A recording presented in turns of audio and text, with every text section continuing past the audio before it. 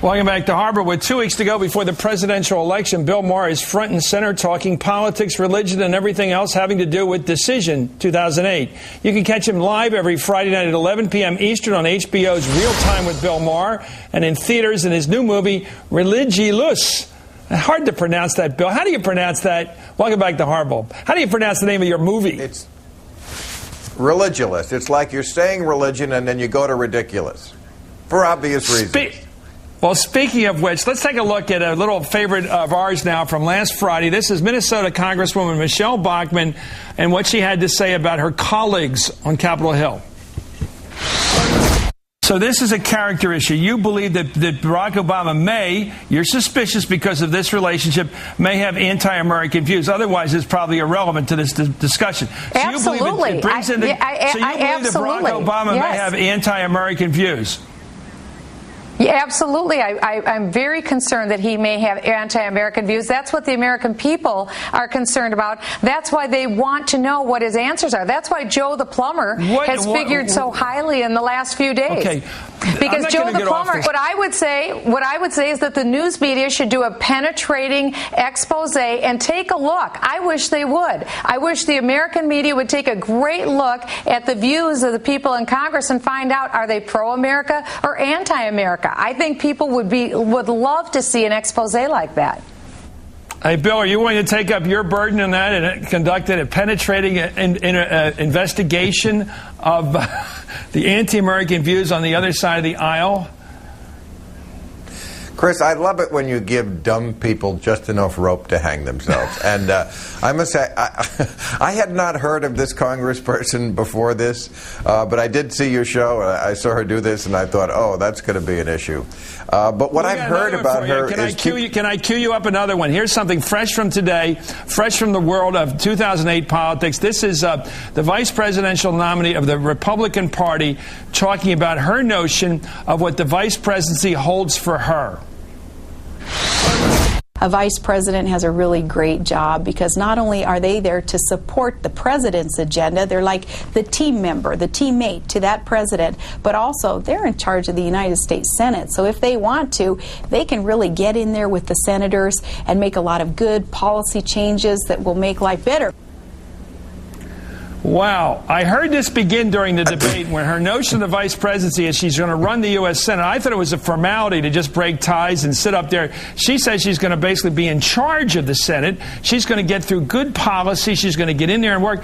I guess she has to take a look at the Constitution before she, at least takes office. Well, that would involve reading, Chris, so I wouldn't hold your breath on that. I was just going to say, before you showed the second clip, that what I've been hearing about this congresswoman in Minnesota is that she's the only person in public office these days who's actually dumber than Palin. But I don't know. After I heard that clip that you just showed me, it's a toss-up. That's a real Beavis and Butthead we've got there. But, you know, I don't know how we got to... Yes, sir? I'm just wondering about this rift that's been going on the last couple of days. Maybe it's because of the poll numbers showing like a 14-point spread now for Barack. But in the last couple of weeks, he's a celebrity. He consorts with terrorists. He's a socialist. He's an anti-American. Today, Mel Martinez, he's a communist. They hate America, the liberals. It's getting hotter and hotter. At this rate, 2 weeks from now, I don't know what the accusations are going to be. But this is old-time Republican boilerplate that we've lived with for the longest time. It's just getting nastier because these are the people, this is the old guard who fears that their claw that's on the lever of power is finally being pried off. So they do what Republicans in this era always do. If you say something that's a valid criticism of some Republican policy, they go right to turning it around to, no, you're attacking something noble that's associated with that policy. If you say that George Bush avoided Vietnam, you're denigrating the Guard. If you say Sarah Palin is not qualified to be holding high office, well, then somehow you're attacking small-town America. And so it's just gotten ratcheted up to this level where somehow Barack Obama is a socialist and a communist. I don't even know where they're getting it. They're just pulling out of Joe the plumber's crack. Yeah, let me go to your line of his what? His what? Well, you know plumbers, Chris. I don't want to have to spell it out for you. Okay, I don't know. Let me. Here's a quote from Governor Palin.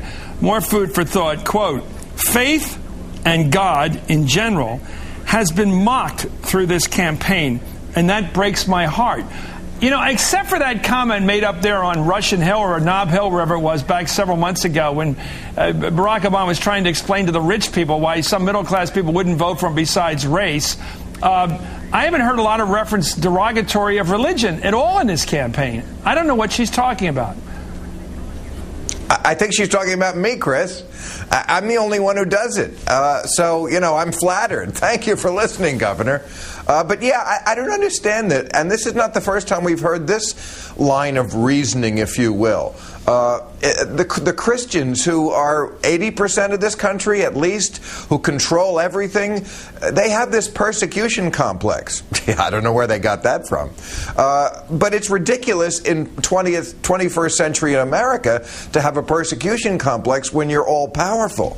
So I don't know what she's talking about. I'm the only one mocking, and I'm doing it in a very funny way. Chris, Religulous, doing very well in theaters now. If you've seen it, see it again. What did you make of General Powell's, I thought, bold statement in defense of religious diversity? I know you're an agnostic, a self-proclaimed one. And many people, not many people, some people are in this country, obviously, and almost everybody has some sort of question about their faith. They think about their faith. They wonder about it. They have moments of doubt. Of course, people do. But here he was doing something that seemed to be not necessary, but maybe we know it is. He said, what's this about calling Barack Obama a Muslim, which he isn't? He's a lifelong Christian. But if he were, if a kid were 7 years old who were Muslim, and then he talked about the soldier who died because he wanted to defend his country, America, against what those people did on 9/11, and he did die in Iraq for his country. The mother was at the graveyard, her head on the tombstone. I thought that was interesting that a guy of his power and popularity risked everything to come out and say, yeah, you know what? It's okay to be from a real minority religion in this country. It's not just about lies told about Barack Obama. It's about when it's true that somebody has a minority religion. So what? Move on. Well, he can say that. He's not running for anything. But as you and I both well know, even though we pretend that there is no religious test in this country, of course there's a religious test in this country. You better be very religious, you better be Christian, and you better profess your faith at every turn, or else you have no chance of getting anybody's nomination for president. I mean, Barack Obama talks a lot about his faith, and he's supposedly the party that's not that totally into religion. But I hear him do it all the time, and when I hear him do that, all I can think is, I hope he's lying. I hope he's just pretending. I hope we finally have a secular president who's not going to run a faith-based administration. Because when you're faith-based, I'm sorry, it warps your thinking. No offense. Okay. Well, maybe there is. Bill Maher, one of the funniest guys I know, and sometimes you're too irreverent even for me. But thank you, Bill Maher. Real Time with Bill Maher airs Friday nights at 11 p.m., but you can invite me on, that's okay, on HBO, and his new movie is called Religulous.